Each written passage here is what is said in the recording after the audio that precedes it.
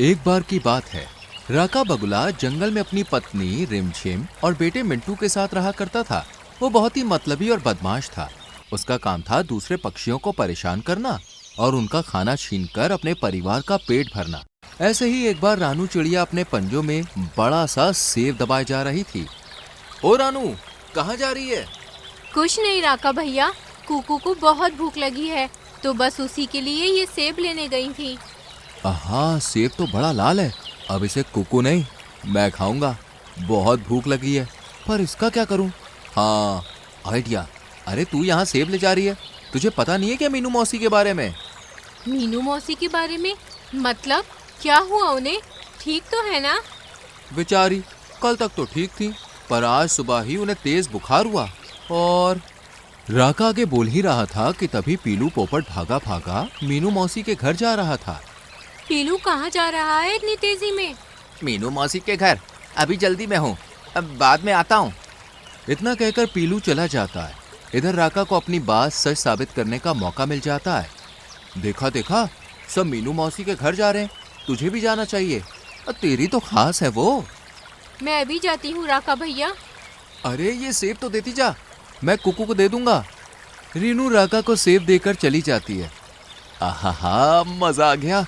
लाल लाल सेब बहुत दिनों से नहीं खाया था, पर इससे मेरा पेट तो भर जाएगा, लेकिन रिमझिम और मिंटू के लिए कुछ और देखना पड़ेगा। राका ये सोच ही रहा था कि इतने में उसकी नजर खरगोश पर पड़ती है, जो गाजरे लिए अपने घर की तरफ जा रहा था। वो उसे भी अपने जाल में फंसाता है और गाजर लेकर घर आता है। तुम कब तक यूँ दूसरे पक्षियों का खाना छीनते रहोगे?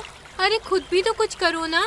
देख लेना, एक दिन हमें सबकी जरूरत होगी, लेकिन कोई हमारे साथ नहीं होगा, सिर्फ तुम्हारी इन्हीं हरकतों की वजह से।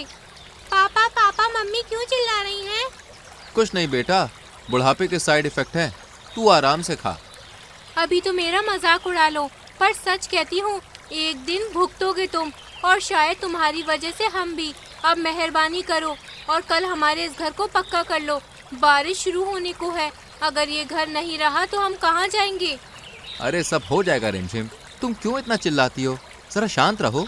दूसरी तरफ रानू मीनू मौसी के यहाँ पहुँचती है, जहाँ पीलू भी मौजूद था।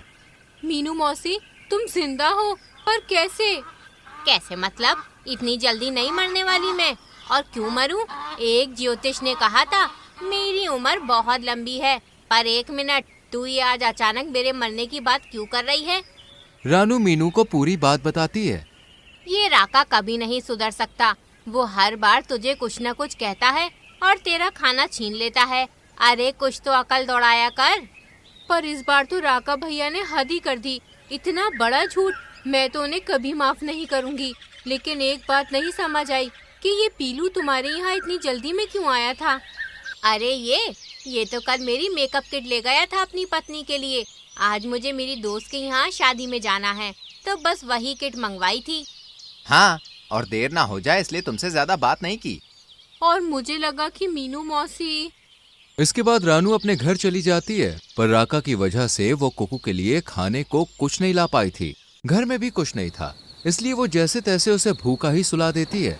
और फिर अगले दिन सुबह से ही तेज बारिश शुरू हो जाती है। राका, राका, जल्दी उठो, बाहर बारिश शुरू हो गई है। और मिंटू, उसे बहुत तेज बुखार है, पूरा बदन तप रहा है और हमारी छत भी टपकने लगी है। अब हम क्या करेंगे? तुम पहले कैसे भी करके वैद्य भालू को लेकर आओ। तुम चिंता मत करो, मैं अभी वैद्य भालू को लेकर आता हूँ। हमारा मिंटू ठीक हो जाएगा। बाहर बहुत तेज बारिश हो रही थी। चारों तरफ छोटे छोटे गड्ढों में पानी भरना भी शुरू हो गया था। इतनी बारिश है, कैसे जाऊं? पर जाना तो पड़ेगा, मेरे बच्चों का सवाल है। राका इतनी बारिश में भी वैद्य भालू को लाने के लिए उसकी गुफा में पहुंचता है। भालू भैया, जल्दी से बाहर आओ, मेरे बेटे की तबीयत बहुत खराब है, उसे इलाज की जरूरत है। भालू भैया, जल्दी आओ। राका खूब आवाज लगाता है, लेकिन सामने से कोई आवाज नहीं आती। राका को समझते देर नहीं लगती कि वैद्य भालू घर पर है ही नहीं, इसलिए वो दौड़ा दौड़ा अपने घर जाता है, जहाँ अब उसके घर में पानी भरना शुरू हो गया था। कहा था मैंने, इस घर को पक्का कर लो, पर मेरी नहीं सुनी तुमने। अब देखो, एक तरफ तो मिंटू की हालत सुधरने का नाम नहीं ले रही है, और अब ये पानी। ऐसे में कहाँ जाएंगे हम अपने बच्चे को लेकर? ये सब देखकर राका बहुत दुखी होता है। तुम चिंता मत करो, कुछ नहीं होगा मिंटू को। मैं अभी दूसरे पशु पक्षियों से मदद मांगता हूँ, कोई तो हमारी मदद करेगा।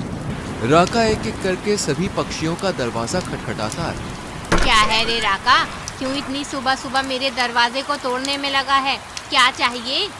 मीनू मौसी, मेरे घर में पानी भरने लगा है, मिंटू की तबीयत बहुत खराब है। क्या आप हमें अपने घर में पनाह देंगी? बारिश थमते ही मैं कुछ न कुछ जुगाड़ कर लूंगा।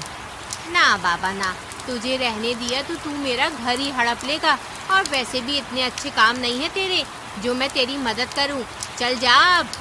मिंटू की बीमारी की खबर सुन के मीनू मौसी का मन तो पसीजा था, पर उन्हें लगा कि राका झूठ बोल रहा है, इसलिए उन्होंने उसके मुंह पर ही दरवाजा बंद कर दिया। रानू बहन, दरवाजा खोलो, मुझे तुम्हारी मदद की जरूरत है। क्या है राका भैया, मुझे आपसे कोई बात नहीं करनी। और क्यों आए हैं आप यहाँ? बारिश बहुत तेज है, अपने घर जाइए। रानू बहन, मिंटू की तबीयत बहुत खराब है और हमारे घर में पानी भर रहा है। हमें थोड़े समय के लिए अपने घर में पनाह दे दो, बहुत मेहरबानी होगी। अच्छा, अब एक नई कहानी। कितना झूठ बोलोगे राका भैया, ऊपर वाले से तो डरो। देखना एक दिन तुम सच बोल रहे होंगे, पर कोई तुम्हारा यकीन नहीं करेगा। और वैसे भी तुम्हारी वजह से मेरा कुकू पूरी रात भूखा सोया है। वो तो भला हो मीनू मौसी का, जो सुबह खाना दे गई, वरना मेरा बच्चा अभी भी भूखा होता। इतना कहकर रानू भी राका के मुंह पर दरवाजा बंद कर देती है। ये सब मेरी गलती है, सब मेरी गलती है। राका खुद को कोसते हुए घर जाता है तो देखता है कि पूरे घर में पानी भर चुका है और रिमझिम मिंटू को लिए बाहर पानी में भीग रही है। राका ये कुछ बोल नहीं रहा है, मेरा तो दिल बैठा जा रहा है। तुम वैद्य भालू को क्यों नहीं लाए? मैं गया था रिमझिम, पर वो घर पर नहीं है। तो कोई माना हमें घर में जगह देने के लिए? नहीं रिमझिम, आज जिंदगी में पहली बार मुझे एहसास हो रहा है कि मैंने जो किया वो कितना गलत था। तुम सच कहती थी, मेरी वजह से तुम दोनों को भुगतना पड़ेगा। आज वही हो रहा है। मिंटू, मैं क्या करूँ, कुछ समझ नहीं आ रहा। इस वक्त पीलू पोपट का यहाँ से उड़ना हुआ और उसने इन दोनों की बातें सुन ली। रानू, जल्दी दरवाजा खोलो। अरे पीलू, मीनू मौसी, तुम दोनों, क्या हुआ? सब ठीक तो है? नहीं, पीलू ने मुझे बताया मिंटू सच में बहुत बीमार है। राका का पूरा घर पानी पानी हो गया है और वो बेचारे मिंटू के साथ बारिश में खड़ा है। हे भगवान, मतलब राका भैया सच कह रहे थे। वो यहाँ आए भी थे मदद मांगने, पर मैंने, ये कैसा पाप हो गया मुझसे। मीनू मौसी, पीलू, हमें तुरंत उनकी मदद करनी होगी।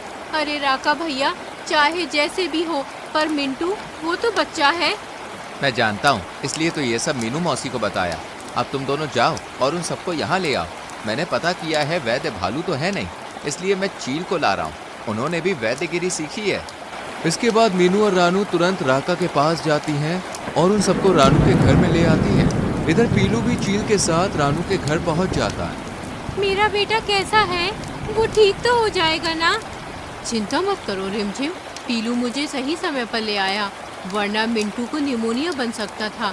पर अभी वो खतरे से बाहर है, कल तक होश आ जाएगा, फिर सब ठीक हो जाएगा। चील अपना काम करके निकल जाती है। इधर राका अपने किए की सबसे माफी मांगता है। मैंने तुम सबको कितना परेशान किया, हमेशा सताया, लेकिन आज जब मैं और मेरा परिवार मुसीबत में पड़ा तो आप हमारी मदद के लिए दौड़े चले आए। मुझसे बहुत सी गलतियां हुई हैं, हो सके तो मुझे आप सब माफ कर दीजिए। नहीं राका भैया, बल्कि गलती तो हमसे हुई है, जो हमने आपकी बात पर विश्वास नहीं किया। और वैसे भी आपकी गलतियों की सजा हम बेचारे इस मासूम को क्यों दे? शुक्र है भगवान का जो ये ठीक है, वरना हम तो अपने आप को माफ ही नहीं कर पाते। सच कह रही है रानू, ये तो भला हो इस पीलू का, जो इसने तुम दोनों की बातें सुन ली और हमें बता दिया। पर राका, एक बात याद रखना, जो तूने अब तक किया है ना, ये सब उसी का नतीजा है। सही कहती हो मौसी, मेरे ही कर्मों का फल है। अगर आप जैसे अच्छे साथी मेरे पास ना होते तो आज मैं अपने बेटे को खो ही देता। ऐसा मत बोलो राका भैया, अब जो हुआ सो हुआ। अब तो हमारा मिंटू ठीक है, इसलिए खुश हो जाओ और आज से ईमानदारी और मेहनत के रास्ते पर चलो। छोड़ दो ये उल्टे सीधे काम। छोड़ दिए रानू बहन, अभी से छोड़ दिए। अब मैं बस अपने परिवार को खुशियां देना चाहता हूँ। इस दिन से राका ने सभी उल्टे सीधे काम बंद कर दिए। मिंटू भी ठीक हो गया और राका मेहनत और ईमानदारी से अपने परिवार के साथ रहने लगा। तो दोस्तों, कैसी लगी आपको हमारी ये कहानी? अगर कहानी अच्छी लगी हो तो वीडियो को लाइक कीजिएगा, चैनल को सब्सक्राइब कीजिएगा और हाँ, कहानी अपने दोस्तों के साथ शेयर करना तो बिल्कुल मत भूलिएगा। मैं आपको मिलूंगी अगले वीडियो में किसी नई कहानी, नई सीख के साथ। तब तक के लिए बाय बाय।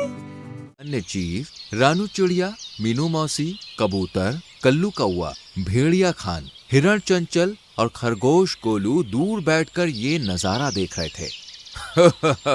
अर्जुन, मत भूलो तुम एक शेर की संतान हो। आगे जाकर तुम्हें जंगल का राजा बनना है और राजा को हमेशा तैयार रहना चाहिए। देखो तो मुझे पकड़ नहीं पा रहा है। मुझे कमजोर मत समझिए पिताजी, छोटा हूँ तो क्या हुआ, आपकी ही संतान हूँ, शेर हूँ, मैं इस बार तो पकड़ लूंगा पिताजी। अर्जुन को बच्चा मत समझना महाराज, अर्जुन तेज हो गया है। हाँ, तुमने सही कहा रानू, लेकिन राजा बनने के लिए सिर्फ तेजी नहीं, समझदारी भी चाहिए। राजा बनने के लिए सबसे जरूरी क्या होता है पिताजी, ताकत या फिर चालाकी?